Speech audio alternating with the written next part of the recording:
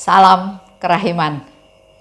Hari ini kita ketemu lagi untuk membahas atau berbicara atau sharing tentang kehidupan Suster Faustina, di mana hari-harinya Bunda Maria itu sangat berperan dalam kehidupannya Suster Faustina.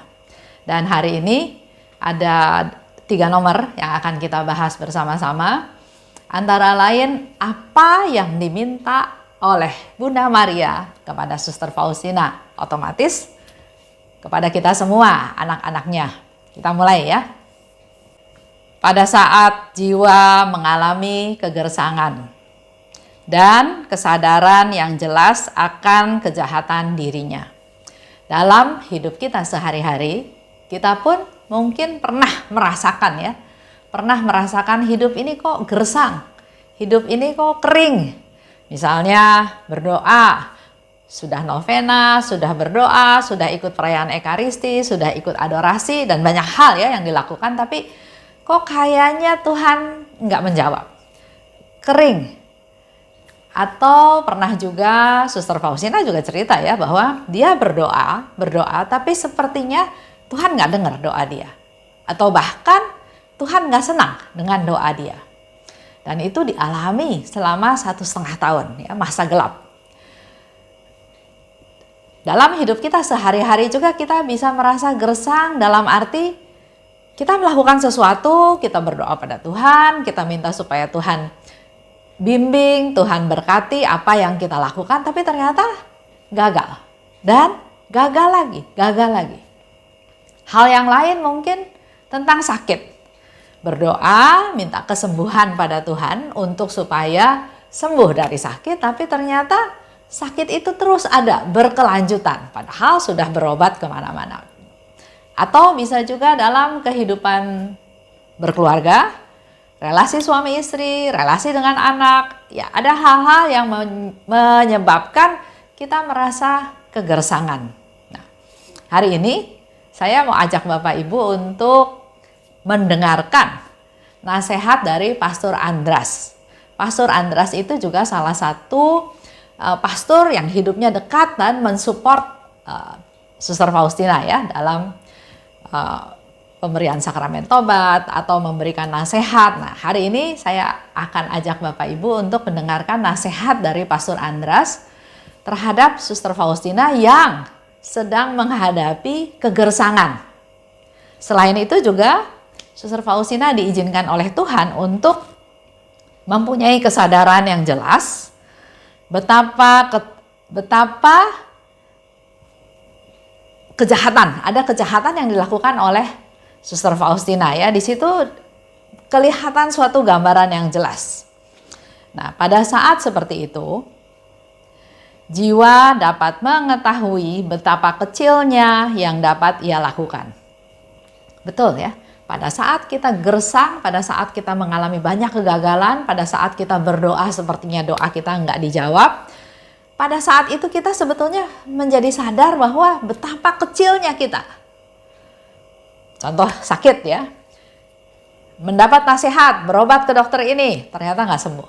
Berobat lagi ke dokter yang lain, ternyata nggak sembuh. Makan obat ini, makan obat itu. Banyak usaha yang dilakukan, tapi ternyata kita nih kecil, kita nih sangat kecil, sangat tidak bisa apa-apa, tidak berdaya. Pada saat mengalami kegersangan itu, mari kita juga sama-sama merefleksi hidup kita, bahwa pada saat itu kita sungguh menjadi sadar bahwa kita ini kecil, kita ini nggak bisa lakukan apa-apa. Jadi dalam kegersangan, dalam kesulitan, dalam kegagalan, kita punya kesempatan melihat diri kita bahwa kita ini kecil, kita ini nggak bisa apa-apa. Nah, Pastor Andras kasih nasihat ya, sadarlah. Dengan kejadian seperti itu, maka kita harusnya sadar bahwa kita ini harus menghargai rahmat-rahmat yang Allah berikan. Memang di satu pihak kita sepertinya doa kita nggak kejawab. Di satu pihak kita sepertinya sakit yang terus-menerus. Di satu pihak kita sepertinya mengalami kegagalan. Tapi kita perlu sadar bahwa kita itu perlu berterima kasih pada Tuhan karena Tuhan masih memberikan banyak rahmat. Rahmat kehidupan. Rahmat keluarga. Support dari keluarga, dukungan dari keluarga. Banyak rahmat yang perlu kita sadari, itu semua pemberian dari Tuhan. Kalau Bapak Ibu masih ingat ya cerita seorang bapak di Eropa, dia karena kena COVID, dia masuk rumah sakit, akhirnya dia sembuh, tapi ada tagihan lumayan mahal dari rumah sakit tersebut karena mesin oksigen itu.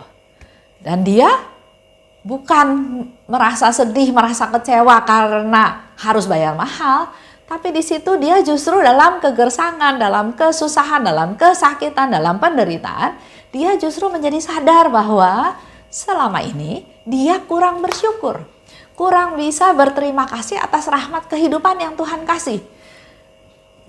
Napas itu dari Tuhan itu gratis, tapi kapan kita pernah bersyukur? Kita sering menganggap bahwa itu harusnya, wajarnya. Tapi pada waktu mengalami kegersangan, pada waktu mengalami masalah, dia betul-betul sadar bahwa itulah rahmat-rahmat kehidupan, rahmat yang Tuhan berikan. Dan kita yang masih hidup ini perlu bisa menghargai, bukan bisa ya, kalau menurut Pastor Andras, kita harus menghargai rahmat-rahmat yang Allah berikan. Suami yang baik, anak-anak yang baik, keluarga yang baik, kehidupan yang mungkin susah tapi syukuri karena pasti ada hal-hal positif yang kita alami juga. Nah, yang kedua, Pastor Andras bilang, ini pun menjadi suatu latihan kesetiaan dalam latihan dan tugas. Dengan segala macam kegersangan tersebut, ini menjadi satu latihan. Apakah kita melaksanakan tugas kita dengan tetap baik atau jadi uring-uringan? Kesetiaan dalam segala sesuatu harus sama seperti pada saat bersukacita. Jadi kita dalam hidup kan mengalami sukacita, mengalami penderitaan.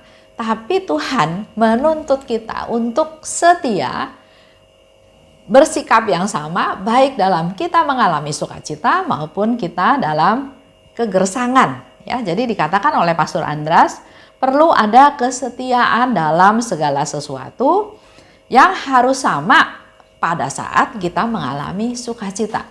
Inilah latihan, ya, latihan. Baru berapa hari yang lalu saya ngobrol dengan seorang ibu.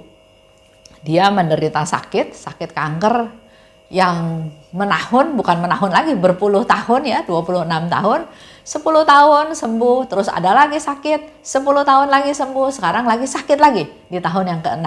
Nah, dia memberikan juga satu sharing yang semoga juga bisa menguatkan kita semua bahwa justru melalui sakit tersebut dia menjadi lebih dekat pada Tuhan. Kalau dia nggak sakit, mungkin hidup dia nggak seperti hari ini.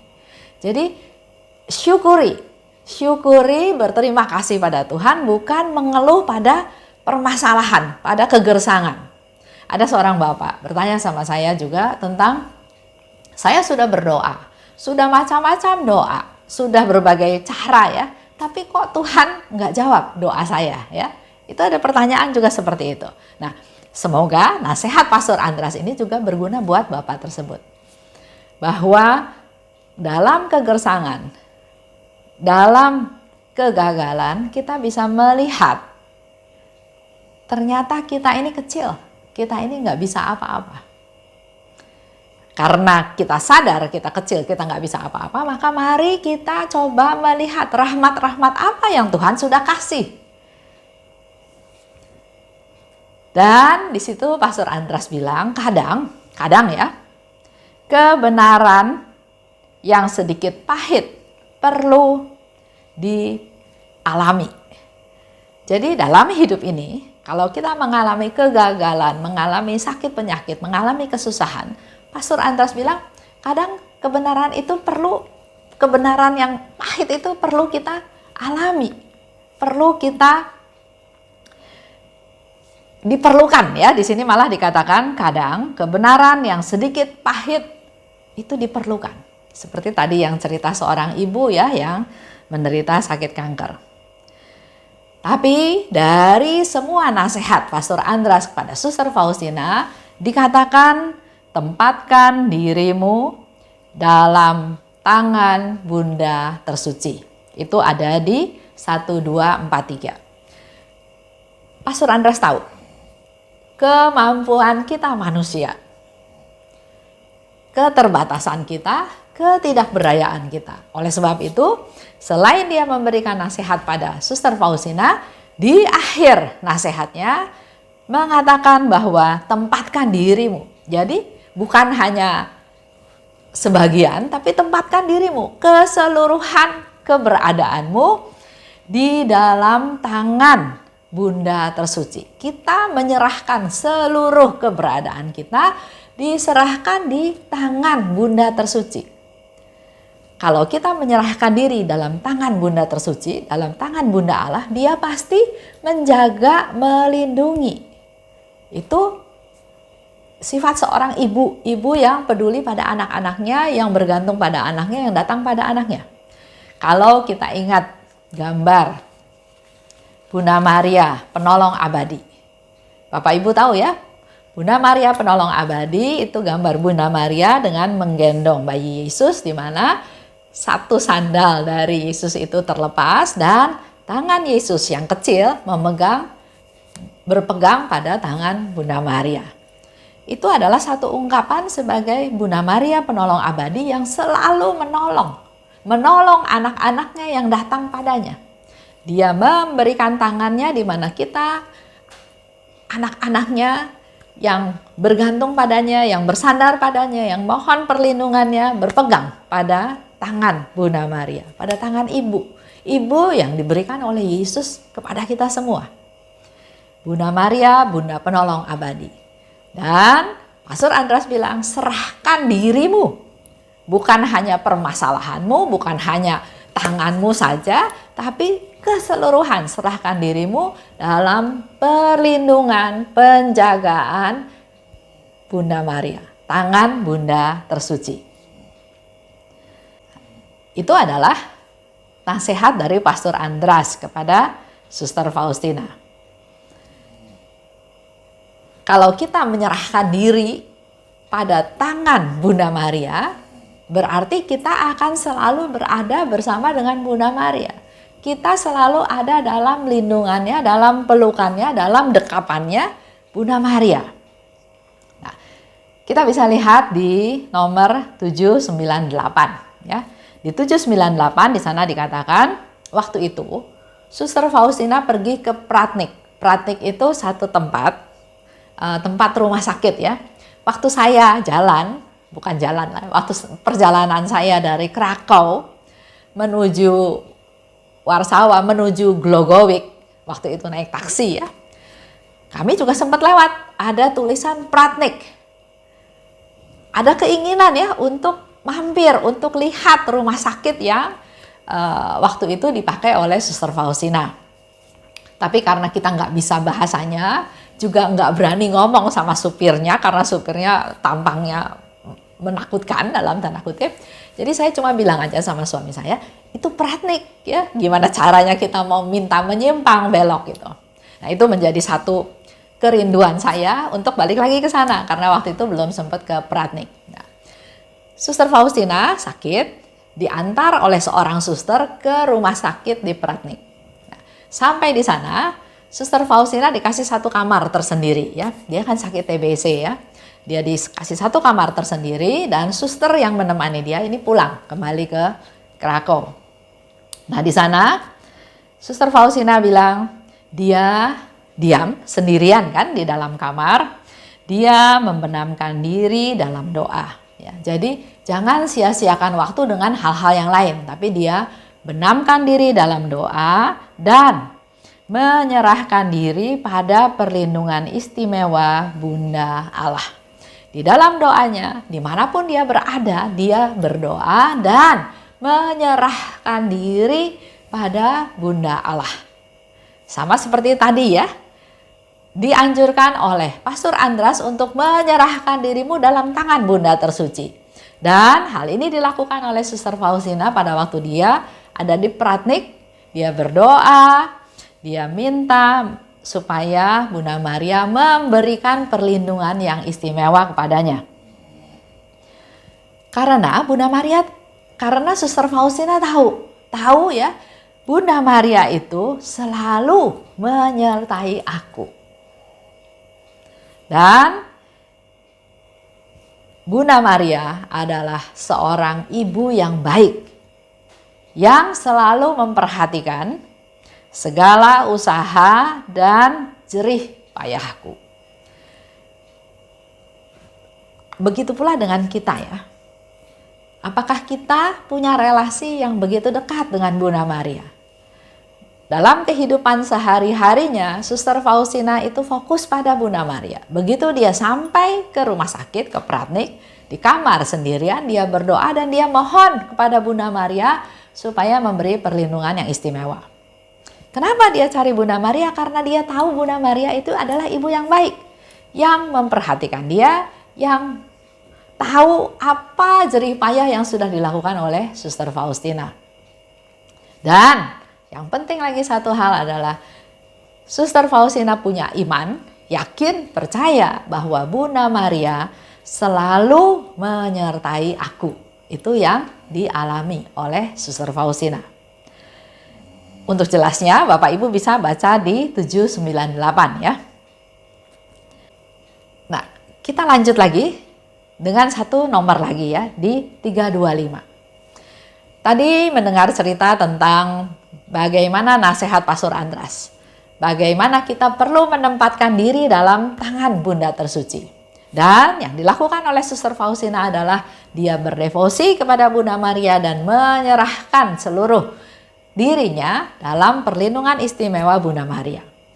Itu sikap kita ya, sikapnya Bunda Maria, sikapnya Suster Faustina pada Bunda Maria. Begitu pula harapannya supaya kita pun punya sikap yang sama. Nah, apakah hanya seperti itu aja? Ternyata ada komunikasi antara Suster Faustina dan Bunda Maria. Nah, di 325 Bunda Maria minta sesuatu kepada Suster Faustina. Minta melakukan sesuatu kepada Suster Faustina. Nah, 325 itu ceritanya Bunda Maria pada hari itu adalah hari raya Bunda Allah diangkat ke surga. Sama ya, di kita juga kalau ada hari raya Bunda Allah diangkat ke surga, kita biasanya melakukan perayaan Ekaristi. Ada satu perayaan. Pada waktu itu dikatakan Suster Faustina nggak bisa ikut dalam perayaan Ekaristi untuk merayakan hari raya tersebut. Kenapa? Karena dia sedang sakit dan dia dilarang oleh dokter nggak boleh ikut misa. Walaupun seperti itu dia nggak putus asa. Begitu pula dengan kita pada masa pandemi ini ya, nggak boleh ke gereja bukannya terus ya sudah, tapi tetap punya hati berusaha. Dia berdoa dengan sungguh-sungguh. Itu yang dilakukan oleh Suster Faustina. Dia tetap berdoa dengan khusyuk di dalam kamarnya. Nggak lama setelah dia berdoa dengan khusyuk tersebut, dia melihat Bunda Allah. Dia melihat Bunda Allah dan Bunda Allah berkata, "Aku minta," ya awalnya ya menyapa Suster Faustina, "Putriku." Ungkapan seorang ibu terhadap anaknya ya, "Putriku. Yang aku minta darimu adalah doa. Doa dan sekali lagi doa." Itu yang diminta oleh Bunda Maria kepada Santa Faustina, kepada Suster Faustina. Begitu pula dalam beberapa penampakan Bunda Maria juga selalu Bunda Maria minta supaya kita berdoa, supaya dunia bertobat. Ya, doa, doa dan sekali lagi berdoa. Itu yang diminta oleh Bunda Maria kepada kita semua. Berdoalah. Dalam hal ini Bunda Maria minta pada Suster Faustina berdoa untuk dunia dan juga berdoa untuk tanah airmu. Itu ada dua hal yang diminta. Permintaan itu menurut saya berlaku juga buat kita semua. Doa, doa, doa, dan berdoalah untuk dunia. Dengan keadaan yang kita tahu sekarang, masa pandemi ya, masih belum berakhir. Bahkan sekarang ada klaster-klaster baru, ada mutasi dari virus-virus tersebut di mana gejalanya semakin tidak kelihatan, tapi akibatnya banyak yang meninggal. Kita tahu peristiwa di India ya. Sekarang juga beberapa negara Asia banyak yang dalam tanda kutip melakukan lockdown lagi karena ternyata penyebarannya sudah seperti itu. Diminta untuk kita berdoa buat dunia dan juga untuk tanah air. Kita juga bisa berdoa untuk tanah air kita ya. Selama 9 hari, sambutlah komuni sebagai penyilihan dan persatukan dirimu erat-erat dengan kurban misa kudus. Itu yang diminta oleh Bunda Maria. Melakukan adorasi, melakukan selama 9 hari itu sambut komuni sebagai penyilihan. Ada orang ya dulu yang tanya juga sama saya, Bu Esther, ngapain setiap pagi ke misa? Ke misa kan cukup seminggu sekali. Waktu itu saya nggak bisa jawab, saya cuma bilang ya ada kerinduan aja. Setiap hari kalau sudah ikut perayaan Ekaristi rasanya lebih plong, lebih happy, lebih damai ya, ada sukacita seperti itu. Tapi ternyata di 325 ini Bunda Maria katakan ikut perayaan Ekaristi, sambut komuni sebagai penyilihan. Jadi kalau kita lakukan itu, kita pun sudah membantu orang-orang lain yang membutuhkan doa-doa kita. Kita bisa persembahkan perayaan Ekaristi tersebut, menyambut komuni tersebut untuk penyilihan untuk orang-orang yang membutuhkan doa-doa kita. Jadi kita ke gereja, kita menyambut komuni, kita menerima ikut perayaan Ekaristi bukan hanya untuk saya. Hari ini Bunda Maria memberikan satu pencerahan buat kita semua bahwa dengan menyambut komuni sebagai penyilihan, kita bisa mempersembahkan itu untuk menolong orang-orang yang membutuhkan doa-doa kita. Dan persatukan dirimu erat dengan kurban misa kudus. Itu yang diminta oleh Bunda Maria. Selama 9 hari ini engkau akan berdiri di hadapan Allah ya. Bunda Maria katakan selama 9 hari engkau akan berdiri di hadapan Allah sebagai suatu persembahan. Kehadiran kita dalam perayaan Ekaristi, ikut perayaan Ekaristi, mempersembahkan diri, waktu, pikiran, konsentrasi, perhatian itu sebagai persembahan. Selalu dan di mana-mana, di segala waktu dan tempat, siang atau malam, kapan saja engkau terjaga, kapan saja engkau bangun ya, berdoalah dalam roh. Itu yang diminta oleh Bunda Maria kepada Suster Faustina. Jadi memang kita biasanya berdoa di tempat-tempat yang sudah kita siapkan untuk berdoa ya. Tapi bukan berarti di tempat lain kita nggak bisa berdoa. Seperti yang hari ini diminta oleh Bunda Maria. Selalu, di mana aja, di segala waktu dan tempat. Jadi bisa siang, bisa pagi, bisa kita lagi di dapur, bisa kita lagi kerja rumah tangga ya. Ada seorang ibu juga sharing sama saya, dia bilang dia sambil setrika, dia sambil berdoa. Ya, lakukanlah. Ya. Siang atau malam. Jadi kapan saja selama engkau terjaga di situ ya. Kapan saja engkau terjaga. Jadi pada waktu kita bangun, kita perlu terus-menerus melakukan berdoa dalam roh.